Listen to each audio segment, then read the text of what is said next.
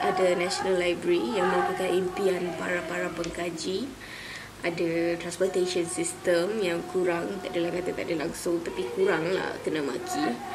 Ada bangunan-bangunan tinggi, ada penuh pembangunan, ada kampung beratus-ratus tahun yang resettle atau dalam arti kata lain dirobohkan dan dijadikan pusat perdagangan yang sekarang ada kafe-kafe hipster. So that's good. Tapi di sebalik semua pembangunan ini, apa cerita dengan kebebasan?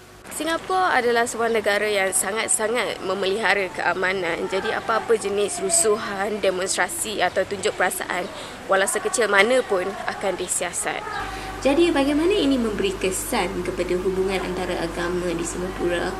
Di Singapura, hubungan antara kaum dikawal oleh sebuah akta yang dinamakan Maintenance of Religious Harmony Act 1990 berikutan dengan kedegangan agama yang berlaku pada lewat tahun 80-an.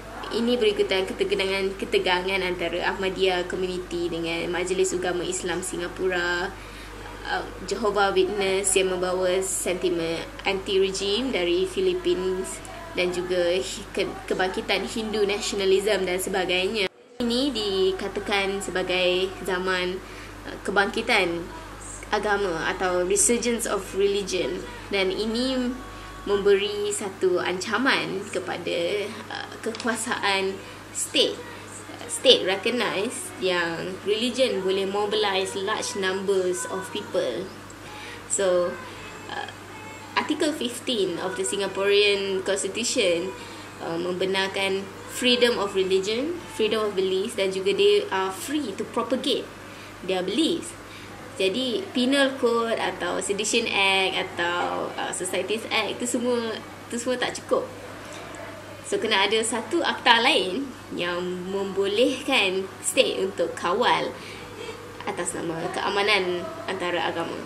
So mereka pun buatlah Maintenance of Religious Harmony Act ni untuk menambah satu lagi akta yang sebenarnya dia nak pacify resistance movements against the government. Tetapi yang menariknya, secara tidak langsung, akta ini melindungi minoriti agama yang kalau tidak sentiasa menjadi target keganasan. Sebagai contoh, the Ahmadiyya Community di Pakistan dan di Indonesia, mereka menghadapi keganasan hampir setiap hari hanya kerana mereka Ahmadi. The Ahmadiyya Community in Singapore difatwakan haram oleh Majlis Ugama Islam di Singapura pada tahun 70-an, and mereka dianggap bukan Islam. Even Shia in Singapore is considered Muslim, but not the Ahmadis in Singapore.